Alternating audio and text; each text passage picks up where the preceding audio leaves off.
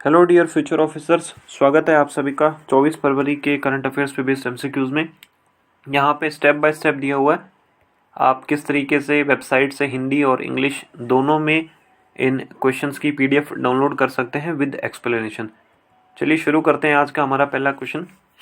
आज का हमारा पहला क्वेश्चन जो दिया हुआ है वो दिया हुआ है कि Korku tribe recently seen in the news, मतलब ये कोरकू जो जनजाति अभी हाल ही में समाचारों में देखी गई, ये कौन से राज्य में है? पहला ऑप्शन है असम, सेकंड त्रिपुरा, तीसरा महाराष्ट्र, चौथा गुजरात। देखिए, कोरकू जो जनजाति है, ट्राइबल्स है, ये न्यूज़ में इसलिए थी कि एक रिसेंटली एक फिनोमिनन देखा गया कि इस कोरकू ट्राइब की बहुत सारी महिलाएं जो हैं वो थायराइड से रिलेटेड जो प्रॉब्लम्स हैं उनको फेस कर रही है। जनरली हम जानते हैं कि थायराइड से रिलेटेड प्रॉब्लम तभी होती है जब हमारे खाने में आयोडीन की कमी होती है, लेकिन ये कोरकू ट्राइब जो है इनका मेन जो खाना है वो फ़िश है और फिश में काफ़ी मात्रा में आयोडीन जो है वो पाया जाता है।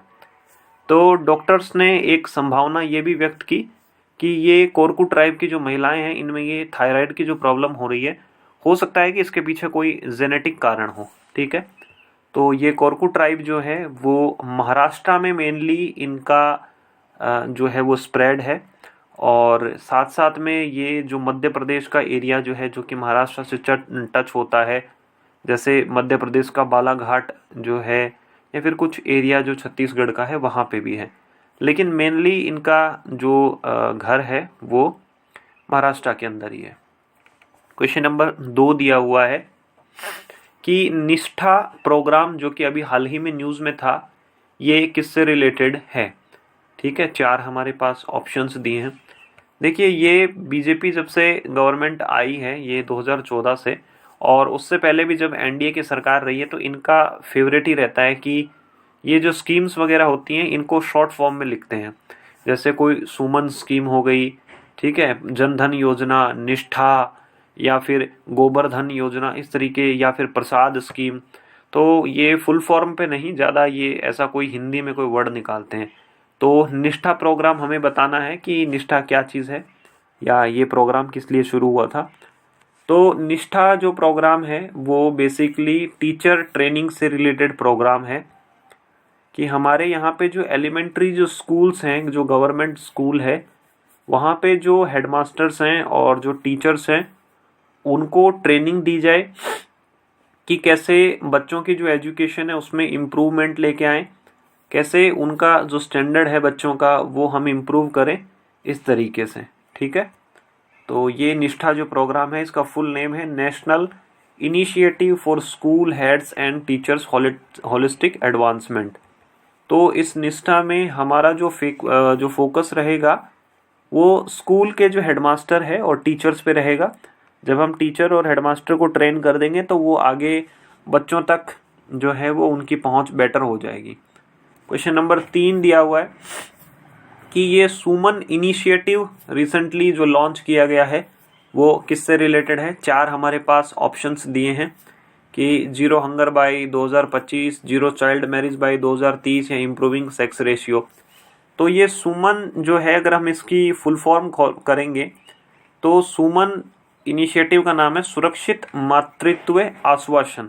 ठीक है, और इसका जो बेसिक एम है वो है zero preventable maternal and newborn death.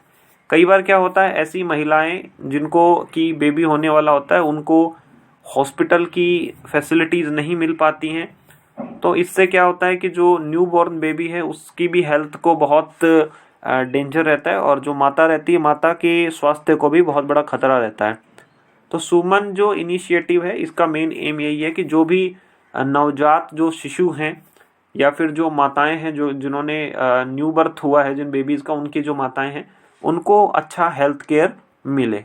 ठीक है, तो इसका मेन एम यही है कि जीरो प्रिवेंटेबल मैटरनल और न्यू बॉर्न डेथ। जब कई बार हेल्थ फैसिलिटीज़ नहीं मिल पाती तो ऐसी कंडीशन में जो माताएं हैं, जो नवजात शिशु है, उनकी माताओं की मृत्यु भी हो जाती है, और कई बार हमने देखा है कि जो नवजात शिशु है उनकी माताओं की भी जो नवजात शिशु है उनकी भी डेथ हो जाती है। तो इसमें यही है बेसिक कि माता और शिशु दोनों को हेल्थ फैसिलिटीज़ मिले, जैसे कि वैक्सीन हो गया या हमारी जो आयरन की जो फोलिक एसिड की जो टैबलेट्स आती है, इस तरीके से।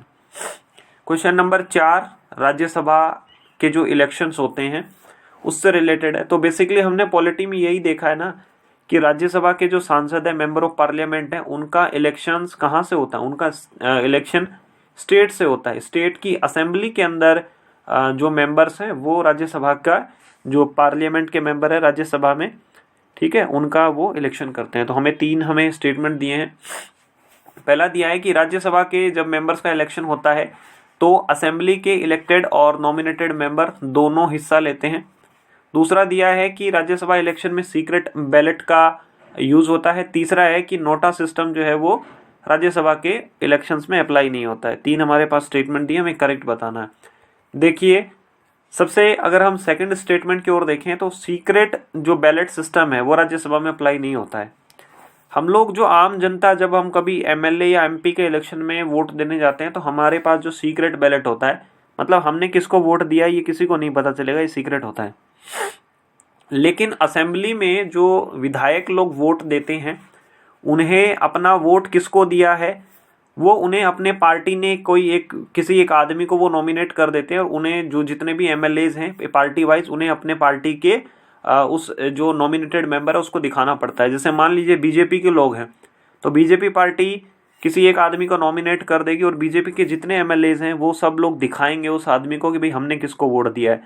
कांग्रेस वाले अपने आदमी को दिखाएंगे, क्योंकि इसमें क्या होता है कि हॉर्स ट्रेडिंग ना हो, कि cutting across the party line voting ना हो जाए कि बीजेपी वाला कांग्रेस को वोट दे आए और कांग्रेस वाला बीजेपी को दे आए।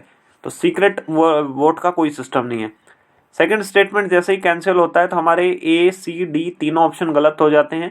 हमारे पास सिर्फ ऑप्शन नंबर बी बचता है। देखिए, नोटा सिस्टम जो है वो राज्यसभा के इलेक्शन में लागू नहीं होता है। नन ऑफ द अबव का कोई भी ऑप्शन नहीं होता है।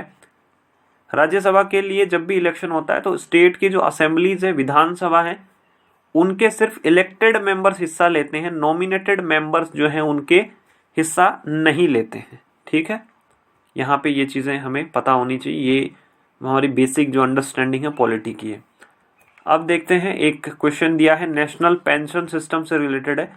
नेशनल पेंशन सिस्टम पे एग्जाम में प्रीलिम्स के अंदर क्वेश्चन आ भी चुका है। ठीक है, तो अगर जब आप स्कीम रिलेटेड जब भी पढ़ेंगे तो आपको नेशनल पेंशन सिस्टम पढ़ना ही पड़ता है। 3 हमारे पास स्टेटमेंट दिए हैं कि इस नेशनल पेंशन सिस्टम यानी कि जो एनपीएस है, एनपीएस को रेजिडेंट भी ज्वाइन कर सकते हैं और non resident citizen of India ये दोनों ज्वाइन कर सकते हैं। सेकंड स्टेटमेंट दिया है कि 18 से 40 साल का कोई भी आदमी इस स्कीम को ज्वाइन कर सकता है। तीसरा है कि एक आदमी कितने भी एनपीएस अकाउंट खोल सकता है। ठीक है, अब देखिए, अगर हमें एलिजिबिलिटी क्राइटेरिया पता है तो ये 18 से 40 वाला गलत हो जाएगा। 18 साल से 65 साल तक का कोई भी आदमी इसको ज्वाइन कर सकता है। हालांकि पहले जो है वो 18 से 60 साल था, लेकिन इसको बाद में इंक्रीज किया गया, 65 किया गया। जैसे ही हमारा सेकंड स्टेटमेंट गलत होता है तो ए, बी और डी तीनों गलत हो जाते हैं और हमारा सिर्फ जो ऑप्शन नंबर सी सही होता है। इसको एनपीएस को रेजिडेंट इंडियन भी ज्वाइन कर सकते हैं, एनआरआईज भी ज्वाइन कर सकते हैं और रिसेंटली सरकार ने अलाउ किया है कि जो पीआईओ और हमारे ओसीआई हैं ये दोनों ज्वाइन कर सकते हैं। हालांकि एनपीएस के अंदर 2 टाइप के अकाउंट होते हैं, टीयर 1, टीयर 2। तो ये पीआई और ओसीआई जो हैं वो सिर्फ टीयर 1 अकाउंट को ज्वाइन कर सकते हैं। 18 से 65 साल का कोई भी आदमी इसको ज्वाइन कर सकता है, कोई भी भारतीय। ठीक है, और 1 अप्रैल 2004 से स्कीम चालू हुई है ये। और इस स्कीम को मॉनिटर कौन करता है, रेगुलेट कौन करता है? Pension fund regulatory and development authority. ये एक टाइप की स्टैच्यूरी बॉडी है। ठीक है, तो ये सारी जानकारी आपको बेसिक होनी चाहिए स्कीम्स वगैरह की रिलेटेड। ये यहाँ पे आप जानकारी देख सकते हैं इसमें। और बस इसमें एक थोड़ा सा करेक्शन है कि 18 से 60 नहीं होगा, यहाँ पे 65 होगा। नई जो एलिजिबिलिटी क्राइटेरिया है वो 65 है। जैसा कि आपको पता है कि हम लोग रोज शाम को एमसीक्यूज के थ्रू अपना रिवीजन करते हैं, तो आज के हमारे रिवीजन सेशन के अंदर इकोनॉमी का रिवीजन होगा।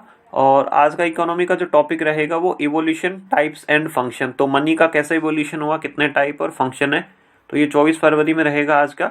और ये हमारी सीरीज का 3rd लेक्चर है। इन सब टॉपिक्स को पढ़ने के लिए आप उड़ान जो मैगजीन है उसको भी रेफर कर सकते हैं। ओनली आइज की तरफ से है ये मैगजीन।